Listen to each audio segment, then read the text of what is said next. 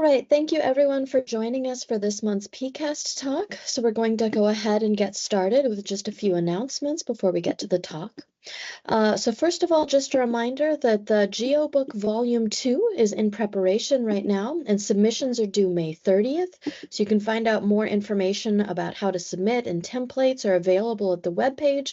We also have a lot of resources online if you have questions, and please, of course, feel free to reach out directly to the editors, Ariel Moulet and Denis Bergarella, as well as anyone on the PRIMA team. We also, of course, have working groups going on right now. One of the main things that they are working on is coordinating GeoBook submissions. They are still open to the community, and we encourage folks to sign up. When you sign up through the link, you should be able to immediately see on the form a link to the join the Slack space, which is where the working groups are being organized. And finally, I want to mention that we do have a hybrid PRIMA team working meeting that's occurring on the Caltech campus, May 19th through 21. While the in-person registration has closed, the virtual registration is still open for a couple more days. So please go ahead and visit the conference webpage, or there's a link to it on the main PRIMA webpage as well. And we encourage you to join in. So upcoming, we have a few more talks. Note that the next talk, because of the U.S. Memorial Day holiday, is going to be on a slightly different day, so on the third Monday of the month, and that will be Deshika Narayanan. And then we return to the typical fourth Monday scheduling with Kishale Day. We'll be talking about time domain, astronomy in the far infrared, and with PRIMA. So today, of course, we have Jochem Baselmans, and so he's going to be telling us about kinetic inductor detectors for PRIMA. Thank you, Elizabeth, for introducing me. And I will see if I get my slides started.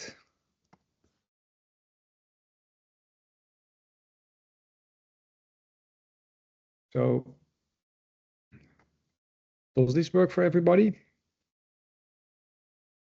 Yes, that looks great. Thank you. Okay, thank you very much. Okay, so thank you for inviting me to give this presentation.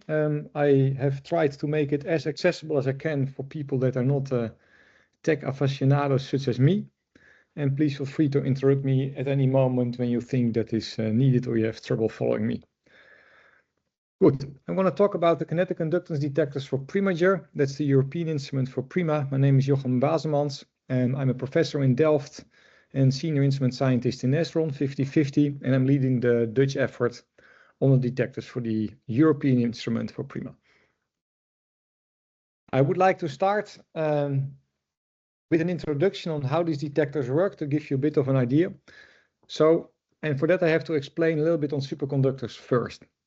So a superconductor, as you might well know, is a material which conducts any charge without any measurable amount of resistance. And this is a DC property, so it doesn't happen for alternating fields, it happens for DC currents.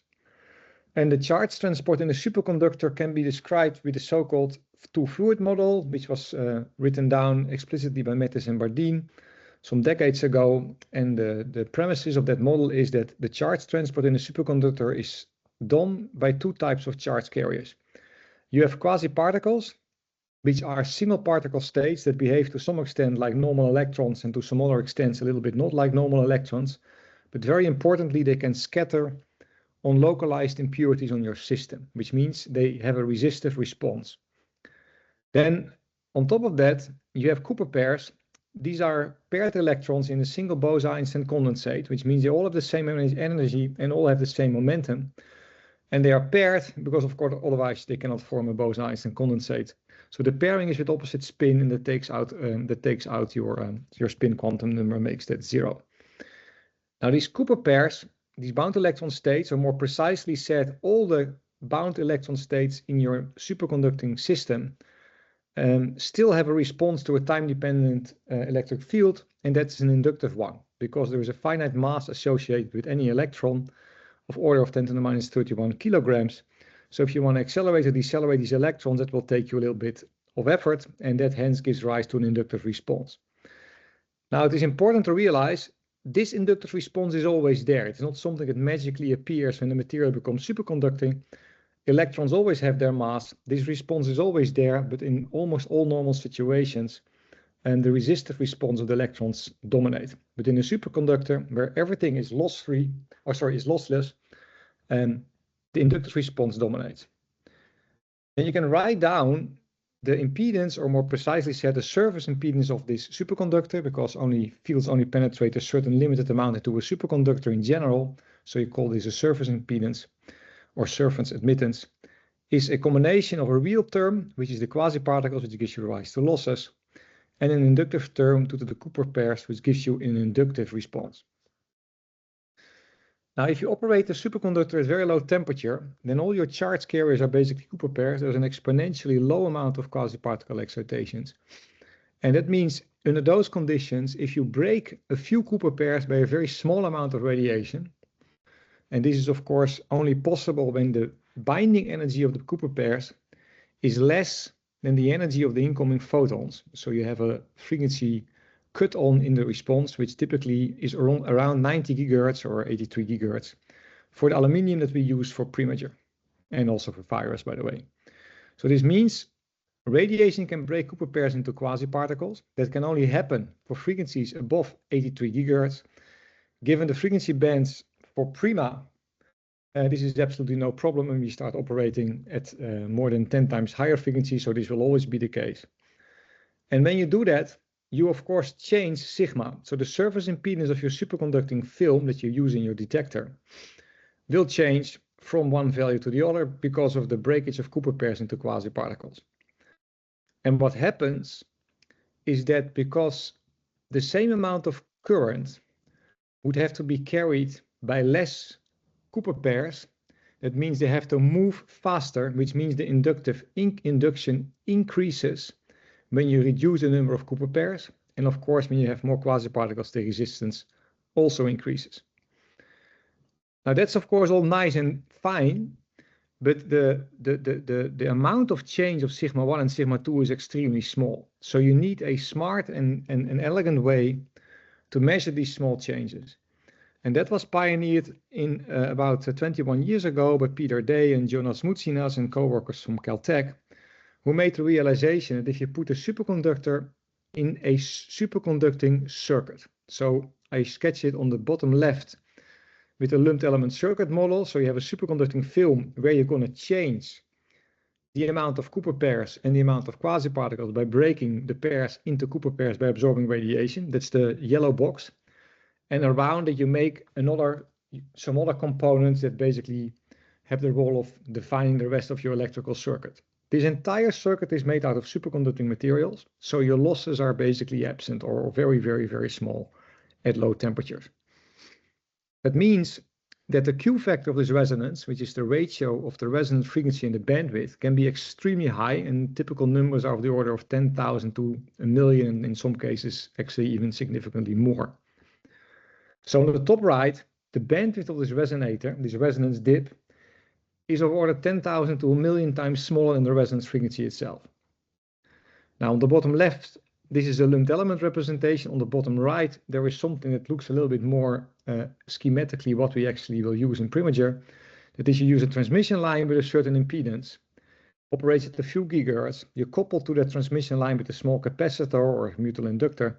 You put another transmission line, and this entire or part of that transmission line is colored yellow, which means there you break your Cooper pairs into quasi-particles. And what happens now if you have radiation that is absorbed? This happens.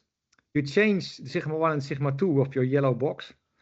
And if this change is about the same as the bandwidth of your resonator, which can be of the order of a thousandth or a millionth of sigma 1 absolute, and you get the change that you see on the right image, because that's where the resonance frequency changed roughly by one bandwidth of the blue resonator. So there is a very small change in surface impedance, very, very small, that actually can be measured in this microwave circuit from port 1 to port 2 as a pretty large change in transmission.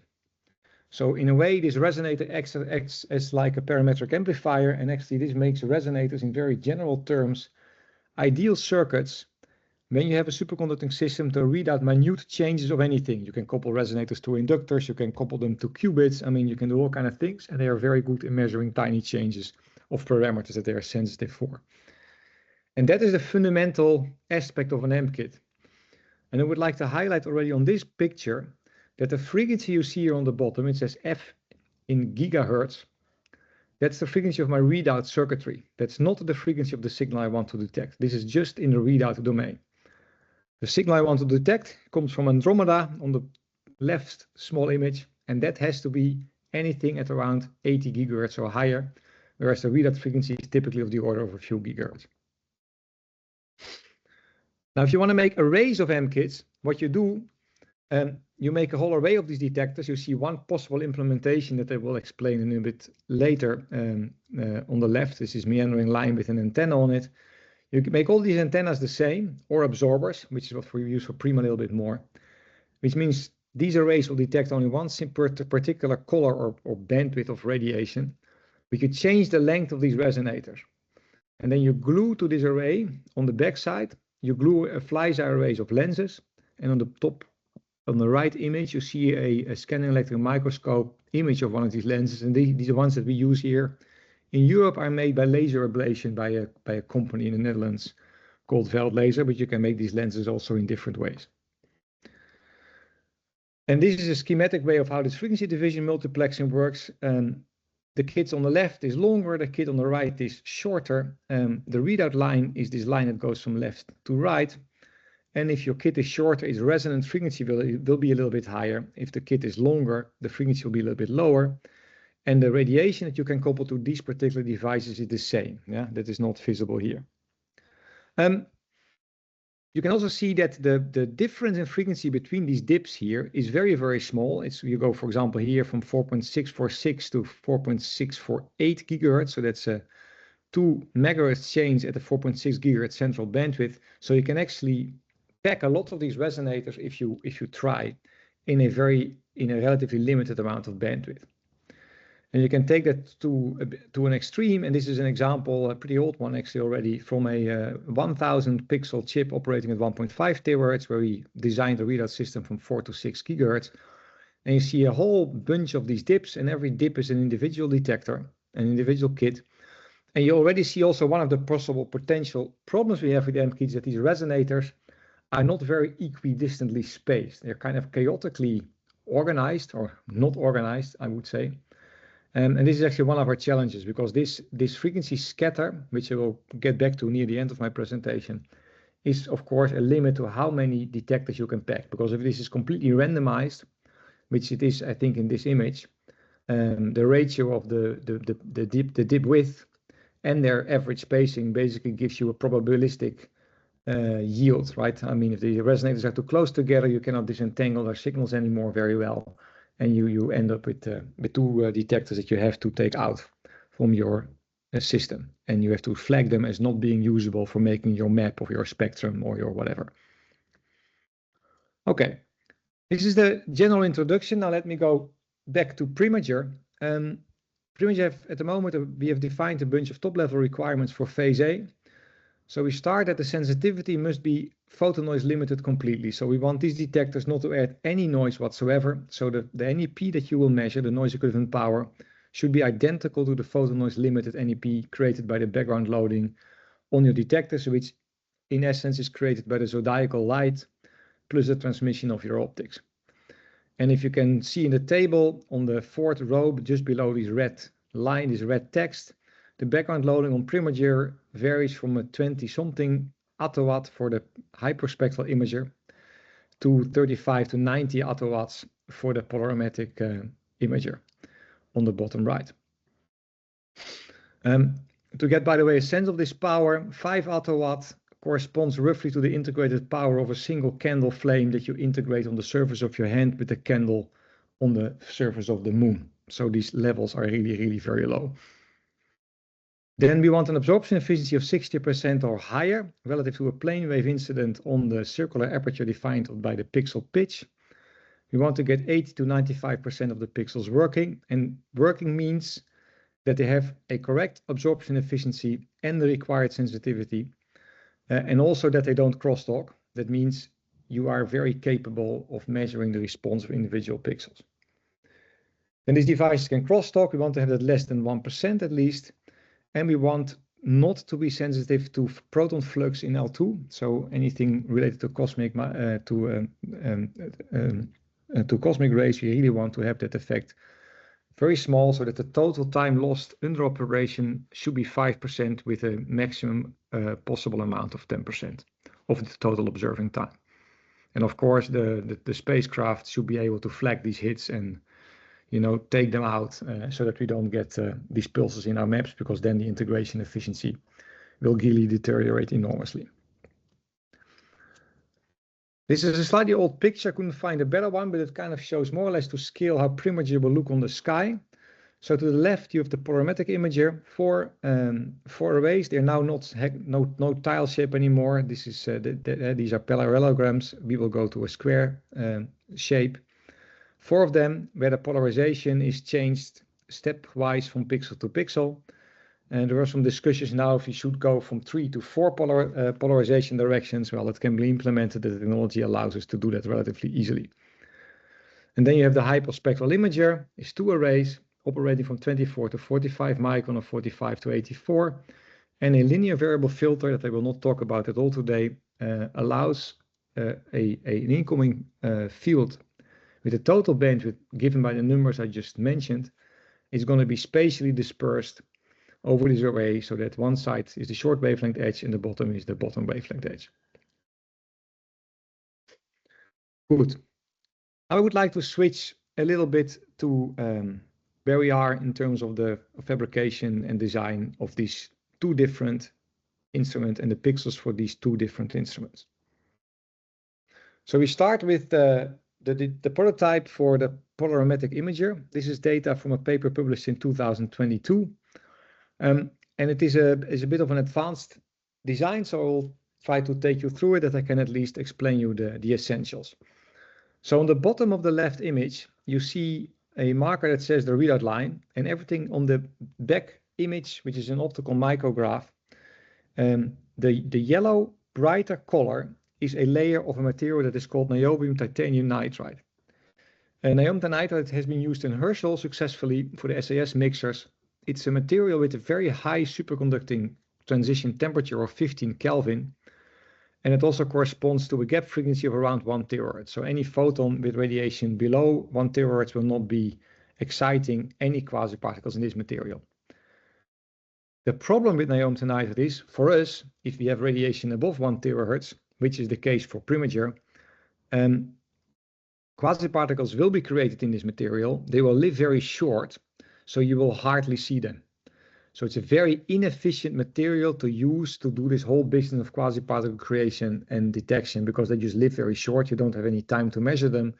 So niobium nitride should be kept as far away as possible from the high frequency signals. So the terahertz signals do not interact in this design whatsoever with the niobium nitride layer. It just provides you an easy to fabricate, very stable, very flat material to provide the circuitry of your resonator. So all the black inductances and capacitance of my scheme from like 8-9 slides ago. Now this structure is what we call a coplanar waveguide in essence. That is a material with a central line and a ground plane separated by a gap on either side. And that's true for the readout line as well. It's also true for this resonator. You have on the bottom this horizontal stub. That's the coupling capacitor to the readout line. So its design sets how much Q factor, how broad this resonance feature will be.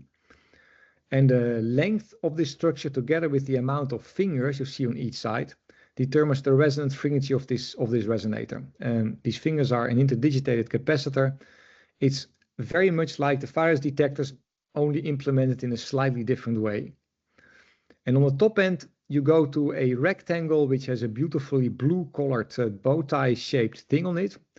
That bright rectangle is a membrane of silicon nitride, roughly 100 nanometer thick, on which we print this bow tie shaped structure, which is our antenna. The zoom in on the top right shows it a bit more clear. You have an antenna slot, and then in that antenna slot, you couple this antenna to, again, a very, very small coplanar waveguide line, fully made of aluminium, which you call the aluminium terahertz line. And you can see on the gray image, which is a scanning electron microscope picture, you can see the structure. And it's a 400 nanometer wide line, about 1 micron wide gaps. And you see that it's connected on the left side to the ground plane. On the right, it propagates inward. So this is what we call, it provides a port for this antenna. So radiation that falls on this lens that is shown on the right is focused on the antenna position. This lens is displaced from this antenna structure by a few microns. The exact distance, which is shown T, depends on the band. The higher frequency band, you need a slightly smaller number of T. We make that gap by using some type of glue that you can spin on your wavefront pattern, so you can define very well controlled in position and thickness glue spots, where you can then, which you can use to mount your lens array on top of your detector array. Now, radiation that is captured by this antenna is propagated into this toroid line. And in that toroid line, this whole process of quasi-particle creation takes place. This line looks quite short. In this picture, it's 400 micron, but because it is so narrow and thin, all the radiation, in this case, of around 1.5 terahertz for this prototype, by the time you reach the end of this aluminium structure, all the power is absorbed into quasi-particle excitation. And these quasi-particles get stuck in this aluminium line because there's niobium tenitride on the right, there's a niobium tenitride plug on the left, and a high TC superconductor connected to a low TC superconductor provides basically a bucket, or a quantum well, if you like, where these quasi-particles cannot escape, so they kind of stay there as long as they have to until they recombine, and this way you maximize the response. The use of this thin membrane has a few functions. Its main function is to make this strange-looking antenna work. The nice thing of this antenna is that it is non-resonant. It looks like a bow tie antenna, which is a well-known design structure, but this one is much narrower, is much more a broader band because it is not resonant, but it needs to effectively operate in free space, separated by a small distance from this space array. Now, this you fabricate in 5-6 fabrication steps on a chip, and you can make arrays, etc.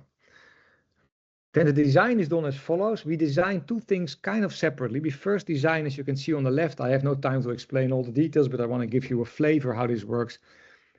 The design, the antenna itself is this bow tie shape, and what we do, we define a port exactly in its middle. That's also where this line is connected, and that is also effectively electromagnetically an interface for us. And this port has a real impedance of like 140 ohms or something like that. So the port plus the antenna we put on the cross-sectional structure on the left, and by optimizing the dimensions of the antenna, the opening angle of the antenna, the shape of the lens, the distance, and like 7, 8, 9 more parameters, we can calculate an optimum aperture efficiency. That's the coupling from a plane wave to this lens, which is best at around 90 degrees, at 65 or 70%. That's why this is a 90-degree antenna. On the left, you have a calculated beam pattern. So at copole and crosspole, the dotted line is the crosspole. You can see that crosspole is theoretically very low. So this defines how radiation from the telescope couples to the lens, and from the lens couples to the antenna port. But then we have to absorb this power. So then from the antenna port, as you can see on the right, it propagates down the line, and then you calculate all the absorption processes that happen. Power that is coupled to the port goes to the right. It can be absorbed in the central line. It can be absorbed in the ground plane. That's the respectively the dark blue stuff and the cyan colored in this pie chart. So you see 91% of the power is actually ending up in the central line where we want it. 8% in the ground plane, and there is two more parasitic processes. It can be absorbed in the silicon nitride of this membrane, and it can be re-radiated.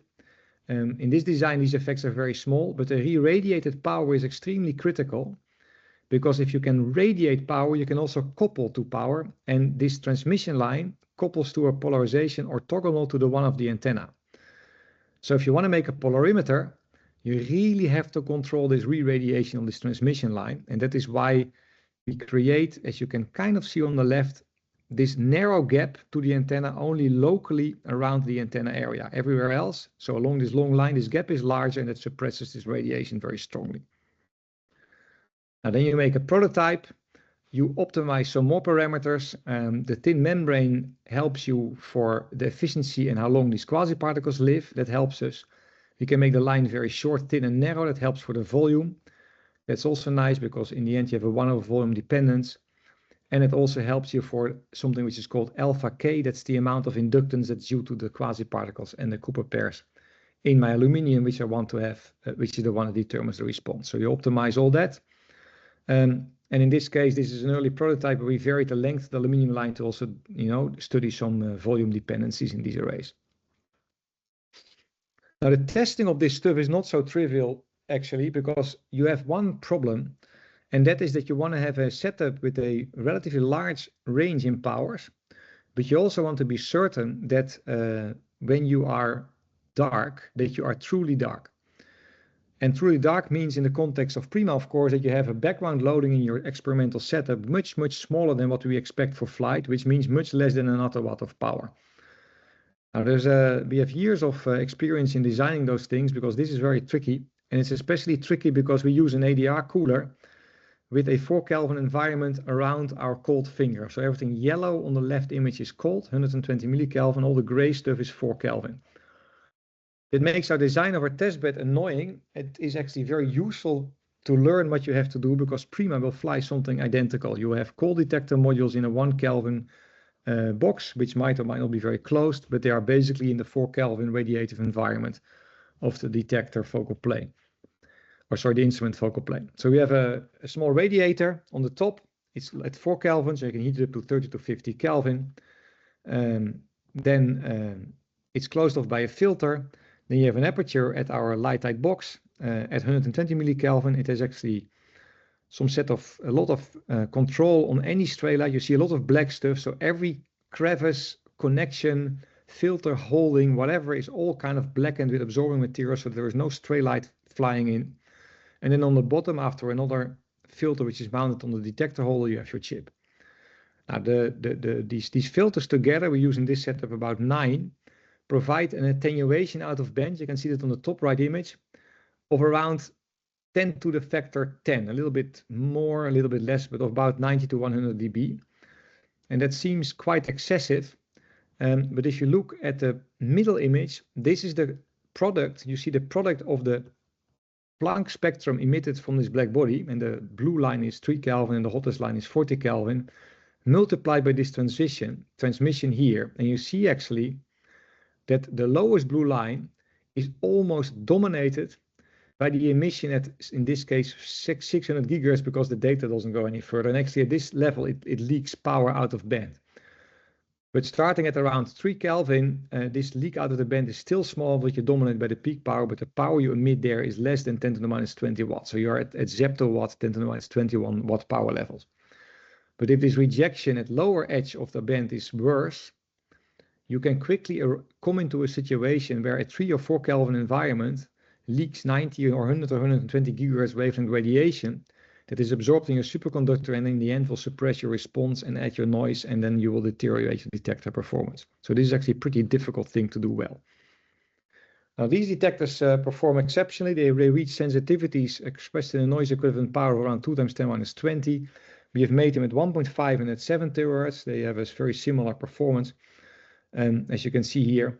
And you can also see that the measured data points, the big round dots, lie on a line, both at 1.5 and 7 terahertz, and that line is the photon noise limit. So that's the photon noise from the source expressed in a noise equivalent power. So you see that these detectors are fully background limited, more or less in the green area, and then at some point it transition to a limited NEP of 3 times 10 to the minus 20 watt per square root hertz.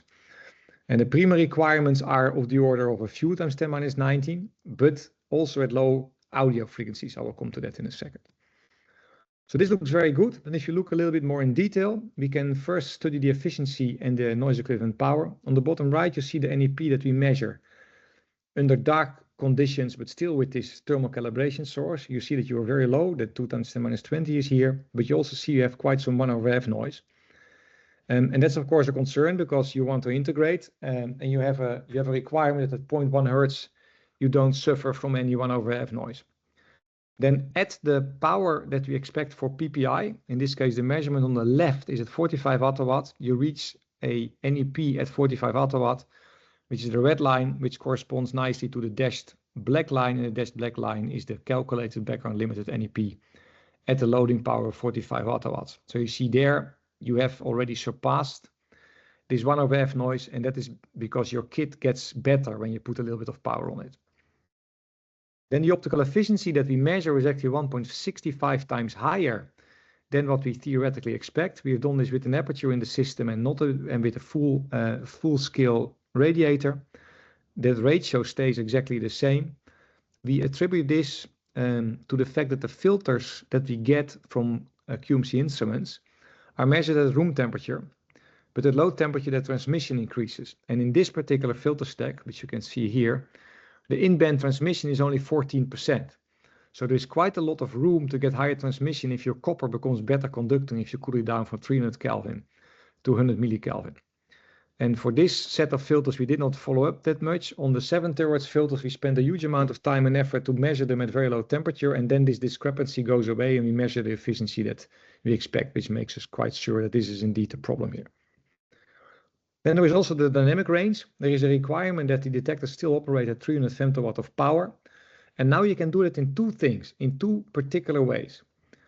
One is what we call retuning, and it's indicated by the arrows, that you retune the readout system every time the background loading changes.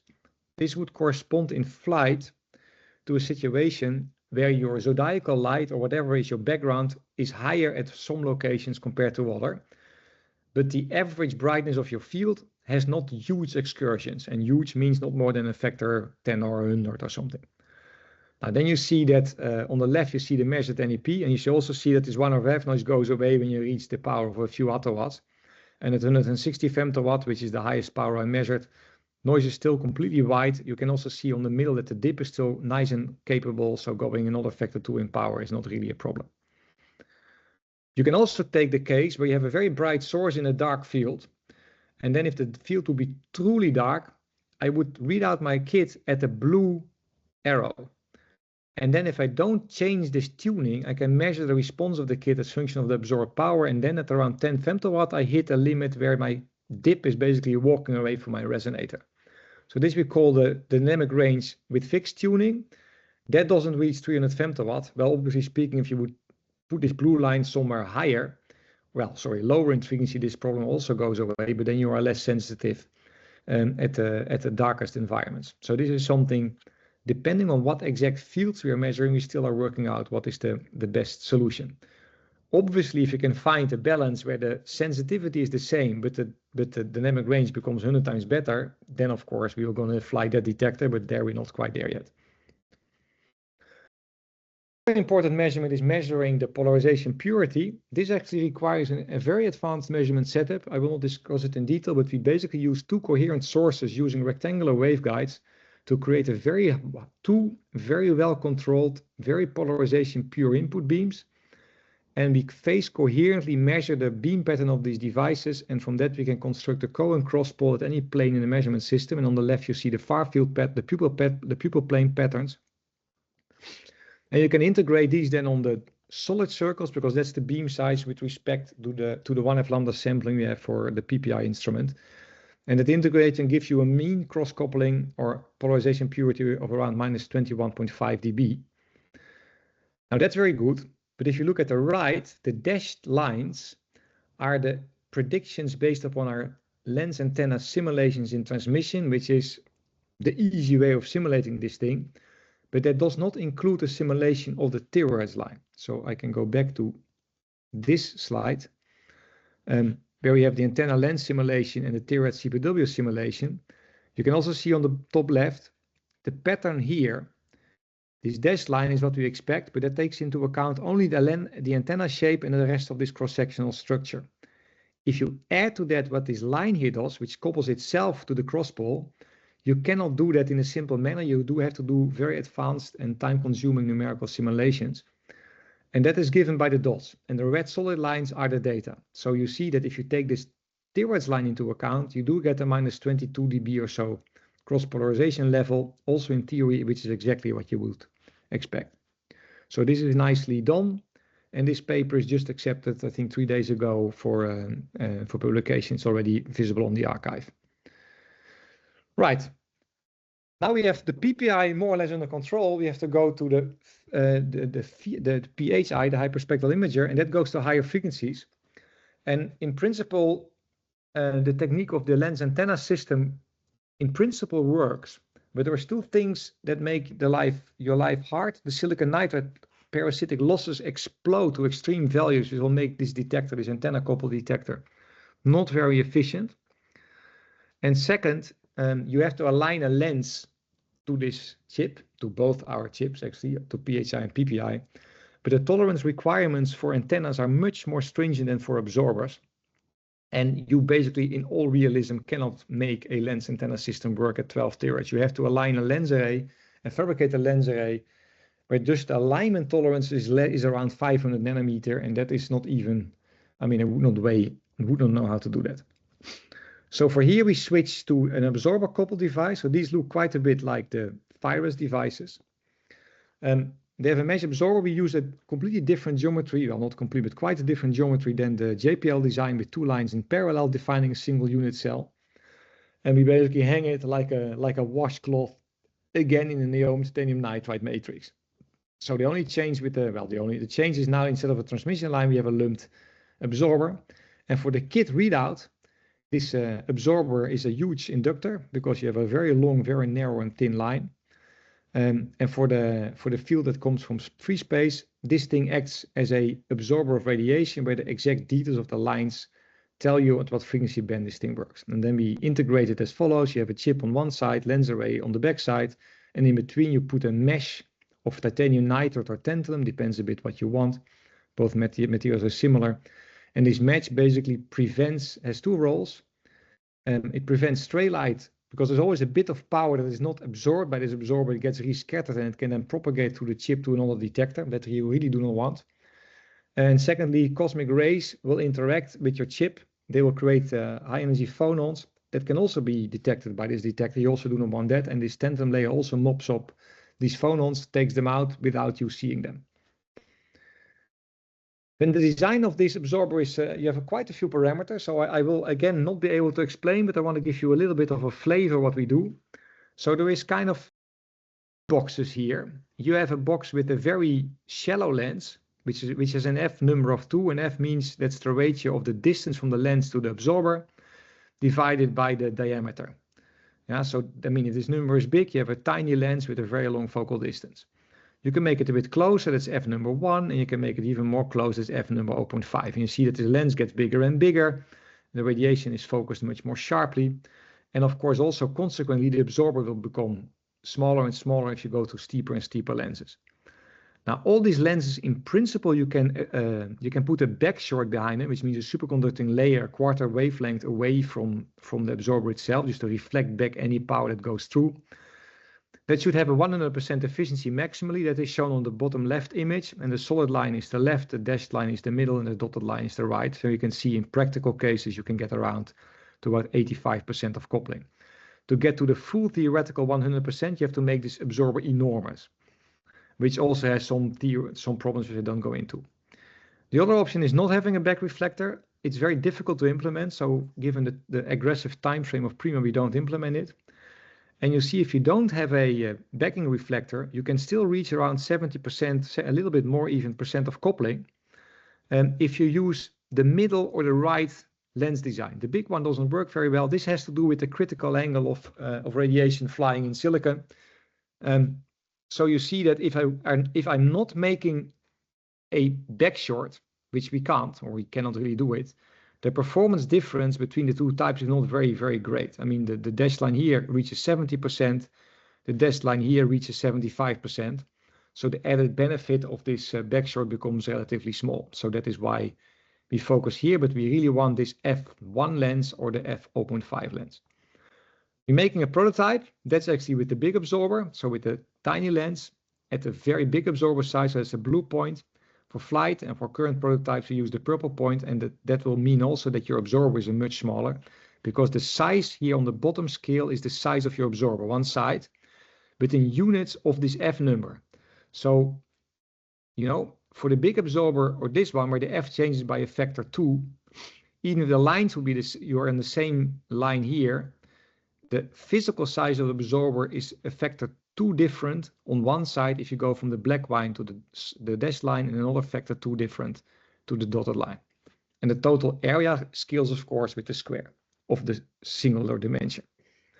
Now you optimize this structure. You do it in a CST, which is an electromagnetic solver, where you change all these parameters, and you can fill it around depending on what material you use. You get kind of all kind of efficiencies inside the silicon, and then we have in-house tools that analytically propagate this to a lens antenna system.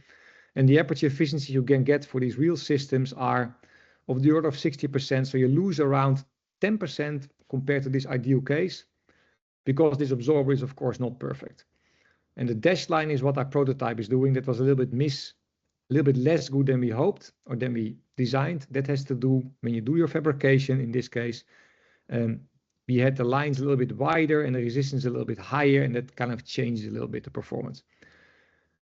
Black is one polarization, Y is another polarization, and gray is the common of the two. And of course, this is an early prototype. You can make these designs actually quite significantly better. You can get about 65% coupling over the entire frequency range if you really play your game well. Now, some experimental results. This is a probe array. We have 2 pixels missing. So you see here all the M kits. You see they're actually quite nicely in order, not so much chaos here. One missing here, one missing there. So we have 23 out of 25 pixels, so it's 92% yield. The scatter in frequency is actually quite good. So the standard deviation of the fractional scatter, so that's the frequency difference divided by the mean value, is 2 × 10⁻³ Let's try to remind us that number a bit later, because I'm going to use it. So that's a very good result. And the sensitivity of these devices reached in our lab around 8 × 10⁻20. We measured 7 terahertz and 12 terahertz. We're focusing here on the 7 terahertz devices for the remainder because that data is much better quality. We can have a look again at the NEP of an entire chip. You can see it really is very closely together for these 23 pixels on a similar number of around 1 × 10⁻90, maybe 9 × 10⁻20, with a bit of 1/f noise. And if you go to the lowest power for PRIMAger, and I'm sorry I have here the polarimetric data, it should be the hyperspectral data, we need to operate at around 25 to 30 atowatts. The NEP follows this big cyan line. You see at low offset frequencies, we are kind of a factor 1.5 to 2 higher than we should be. This has to do with the volume of the absorber. This one is still very, very large, and making that smaller most likely alleviates the problem. Similar devices in JPL actually are about a factor 10 better than what you see on the, well, maybe not 10, maybe a factor 6 better than what you see on this scale. What's nice about this is that the efficiency that we measure compared to the theory, that is a number larger than 1 has to do with the way we express that. That's the number of modes the thing can receive in our setup. Is not very relevant. The important thing is it should match, and it does within a very small factor. And this kind of dependence versus kit number, that's not noise. That is a position-dependent response because the black body illuminates the parts of the chip slightly differently. So this is not a noise data. You really have to look at the kit-by-kit correspondence. So this is very good. This is also in publication. This will be submitted very soon. So within 1 or 2 weeks, you should expect it on the archive. It will be on my name as last author. And the dynamic range of this device is actually a lot better. With retuning, you can easily, again, get the performance you want. That's not really a big thing. But here with fixed tuning at hundreds of femtowatts, you're still having some response. So that's the whole point. This device, because the absorber is so large and is made on solid silicon, has a much lower responsivity than the PPI prototype. So that hits us a bit in sensitivity, but it brings us a lot in the dynamic range. And of course, what you're going to try is you're going to make the PPI maybe less responsive because we have leeway in the sensitivity. In this device, you're going to make more responsive because we have no leeway in the sensitivity. It has to become a little bit more sensitive. Then, looking at cosmic rays. Now, this is relatively old data. This is a paper from Carazzo et al. I did not put a reference here. I will do that for the slides I will send around later. If you make a normal solid substrate chip with kits that is not so large, you will have quite a lot of cosmic rays. You see there an idea of how they look as a function of time and of kit ID. And kit ID is here let's say the diagonal axis, so to speak. And what you see is that whenever there is a pulse detected, basically all the kits, all of them react to that one cosmic ray. So you have your hot phonons propagating to a chip and all the kits react. This we think will give for devices that the ones that we are making now 23% of that time in L2, or probably even more. So this you really cannot fly. Then if you add this titanium nitride or tantalum mesh layer, then what you see is that this problem goes away by more than a factor 10. You see that in every time a cosmic ray hits, you have maybe a few pixels that are reacting, but you never have all the pixels reacting. And you are looking at an area of around 0.5 centimeter diameter. where your kids see the cosmic ray, and this titanium nitride mesh mops up all these Hopf phonons quickly enough that it doesn't go any further. The devices on membranes are even better, because any cosmic ray that hits the silicon has to go into the membrane, and then it has to find its way to the central line, because the ground plane you don't see, and it's another factor 3 better. And here we do not need any additional layer. This is just the devices is, no additional tantalum layers, nowhere. So both are fine. We are investigating if we can make this even better. Now then, I think the last technical slide, what is very important for us, and we have spent the last 2 years working extremely hard on this, is a reliable and fast fabrication methodology. That's needed for testing, but also for flight. It's handy that you don't spend many wafer runs just to try to make a batch that runs, because your chips are large. You can maybe make 2 to 4 chips on a single fab run, and you want to have these very high yields. So the neodymium nitride and this tantalum mesh layer, that's relatively straightforward. It's sputter deposition and patterning with contact lithography or electron beam lithography and etching. And that's pretty straightforward. Then we have polyimide bridges that balance the readout line. That's a very nice material. It's photosensitive. You spin it on, it's like a resist.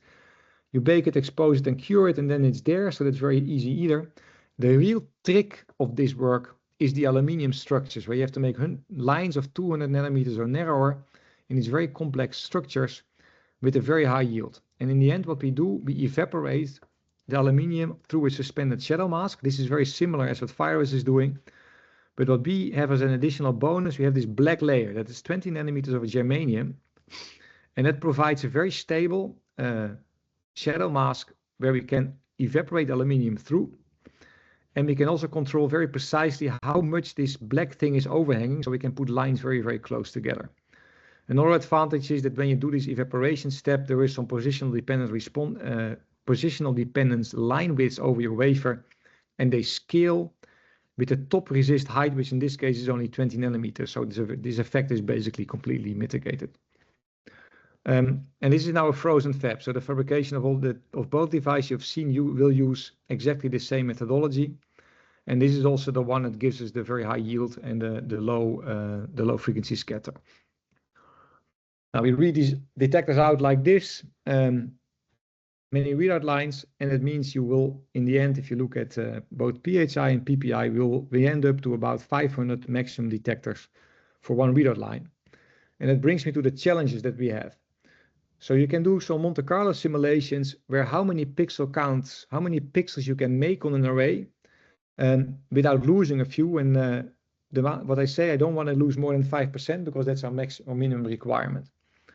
I also have to put a crosstalk spec in, that's the 1%. And if I do this simulation, you get these lines where on the horizontal axis, you have the frequency scatter. So that's the accuracy in which we can place the detectors.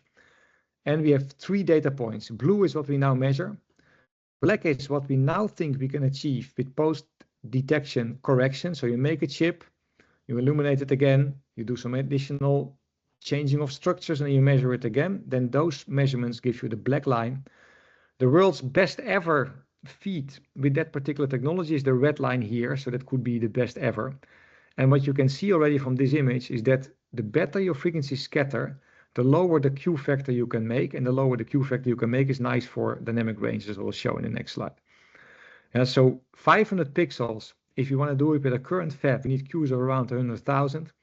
The black line is where we most likely going to end up, so we can use Qs of the order of 20,000, which is, I think, a pretty reasonable thing. But if you want to have very low Q factors, we have to do something very miraculous, but luckily we do not need that. Now, why is this important for dynamic range? I have 2 calculations here on the top for a Q of 10,000, on the bottom of a Q of 50,000, as you can see, and this is for the same range of power.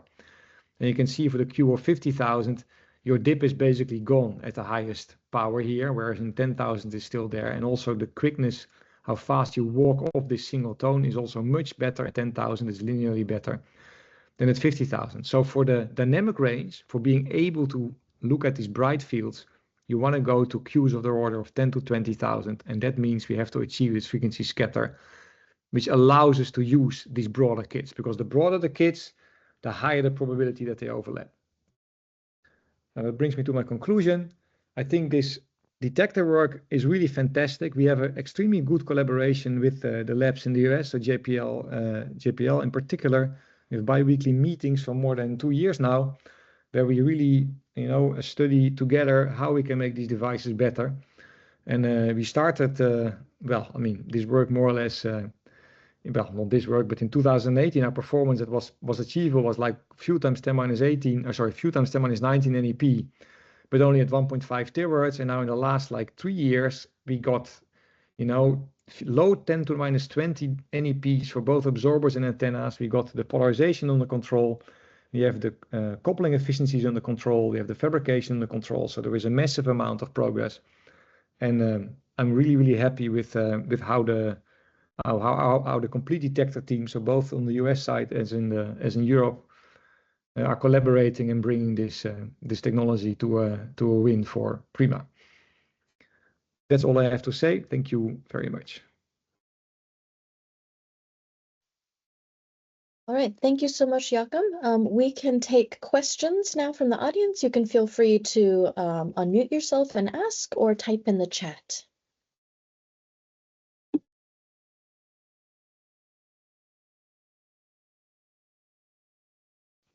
Johannes, go ahead.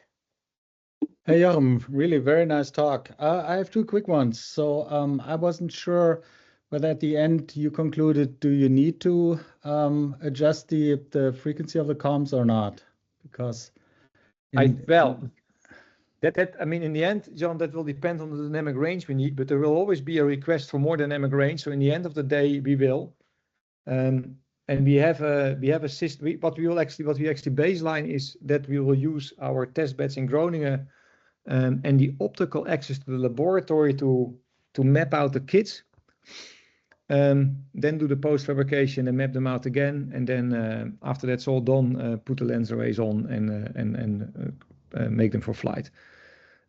This work will be done after the summer. We now focus on the performance and the dynamic range first. Right. Because that has a lot of implications, right? And you didn't say much about the readout systems, but that's quite an added complexity, correct? The fabrication gets, of course, more complicated because you have to show that you can do these frequency corrections without making it worse instead of, So as you have seen, we are reasonable with the yields we get now, but then we will limit ourselves to pretty high Q kits, which means limited dynamic range. So we can still fly it, but I think there will be a strong drive to get more functionality. So that's basically what we're looking at here. Okay. Yeah. And the second thing is more only a comment. I was a little confused about the 1/f statements. The tables that you showed always said 0.1 millihertz, which I think is probably a typo. There's a typo. It's 0.1 hertz. Thank you. But then you said 0.1, but I think 0.1, it seemed that there were only the last plots actually showed frequencies below 1 hertz. But it seemed like at 0.1 you're already at background level, right? For PPI, I am 0.1 hertz. The data goes to 0.15 hertz. So, it takes a lot of data. For the PHI, I am at 0.1 hertz. I'm about factor 1.5 too high in NEP. But at a few hertz, I am. But there's still a little bit to gain there. Okay, thanks. Great. We can take more questions.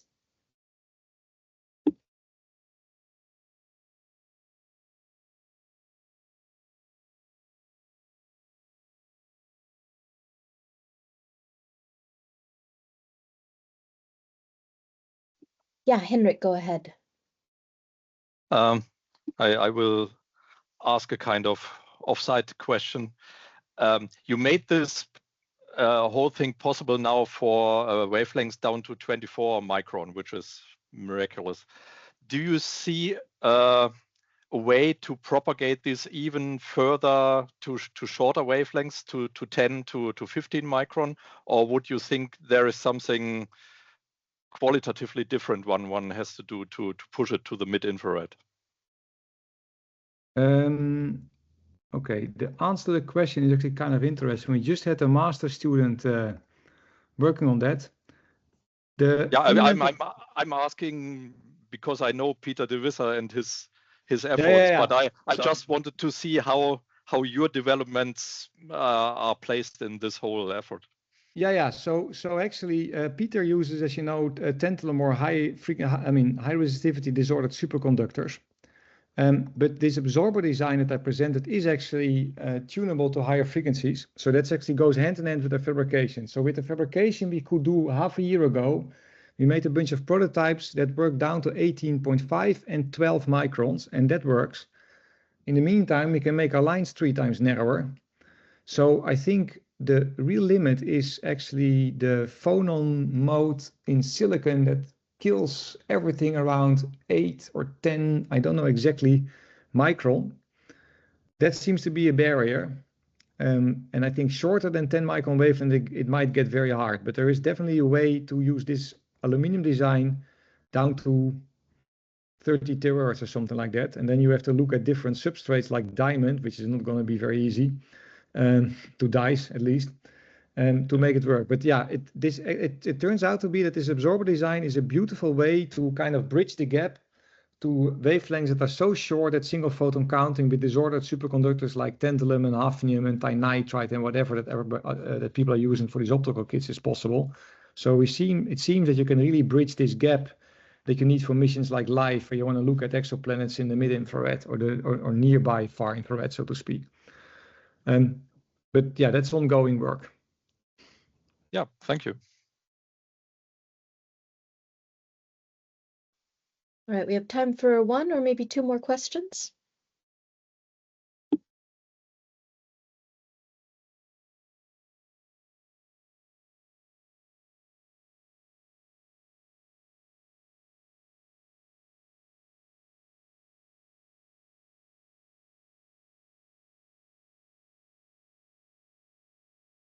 Yeah, Alberto, go ahead. Hey, Jochem. Hi. What would you choose to improve next here? Does it make sense to try to improve the sensitivity more of these devices, or you are just hitting the background and that doesn't? Yeah, we hit the background for almost everything except PHI. So that is the main focus we now have is actually, well, it was on the fabrication route, but that we cleared 2 weeks ago. So that this result I showed is very fresh. Then the next thing is to make certain that we reach the performance of the hyperspectral imager. And then the next battle is really trying to get the balance between the dynamic range, the frequency scatter, and how that works out in big arrays so that we can go to a functionality for the instrument. I think that's the next big thing, and we hope to do that by the end of the year. If you want to go more sensitive than this, I think especially if you want to do this at frequency above a few terahertz, you have the best thing to do, or to try to do, would be, to my mind, is to make a single photon counter, because these devices are almost sensitive enough to do that. If you want to make a single photon counter, you have to worry about one particular problem. That is that if you have a single photon, you really want to capture all the quasi-particles created by that single photon. And that means you basically, I mean, it's a longer story, but the long story short, you have to make also your absorber on the membrane. And that will be then, if I would really want to push this technology, that will be my next step. But I'm pretty sure that in the coming 2 years, we will have to focus on flight readiness, TRL levels, larger arrays and stuff like that. And also the alignment and assembly of the lens arrays is also something that is not, well, it's reasonably under control, but not yet to my liking. That's right. No, I completely agree with a single photon counting device. That would be spectacular. Yeah. I'm just curious, why is it so difficult to trim the capacitors to get the right frequency for the resonances? It is on paper very easy. On practice, it is difficult. So one issue with aluminium is, and especially these thin and narrow lines, if you bake the aluminium to be able to, because you have to, I mean, what we have decided, we want to do the frequency trimming using electron beam lithography and photoresist. JPL does it with a focused ion beam or a laser, but then you kind of spray material all around and it will not help. So we want to do it with a lithographic step. We have done that already many times on different devices made with beta tantalum. So again, these are these optical kits I talked about. There we actually have achieved 2 × 10⁻⁴ scatter after correction.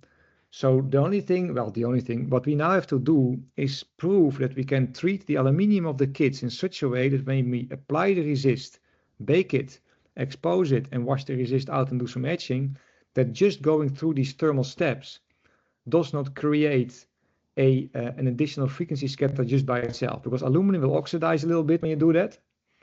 And that will create its own frequency scatter. Actually, in my figures, the middle line is that test, where we check how much intrinsic scatter you get just from baking the resist.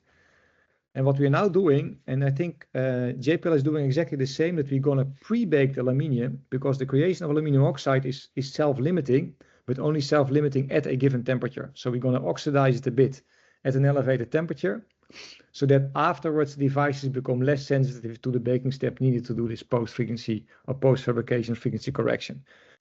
Now, and then if that's done, then it's a matter of applying the same tricks that we have already successfully applied for the optical devices and do it. But also that is not easy. You have a range of thousands of pixels. You have to align your fabrication steps within 50 nanometers. So it requires exquisite control, and you cannot try more than one time, because if you try 2 or 3 times, then the frequency scatter caused by the resist baking means you have to remeasure your array and try again. So it is something that is painful to get it right. It's handling, it's precision. Also, when you measure the device, it should not contaminate, because a few dust particles will also create bad scatter. So that's kind of what we are fighting at the moment. Thank you, Jochem. Yeah, I hadn't appreciated the complexities. Thank you very much. My pleasure. All right, thank you everyone, and thank you again, Jochem, for your talk, and we hope to see you joining us for next month's talk as well. Take care, everyone. Thank you.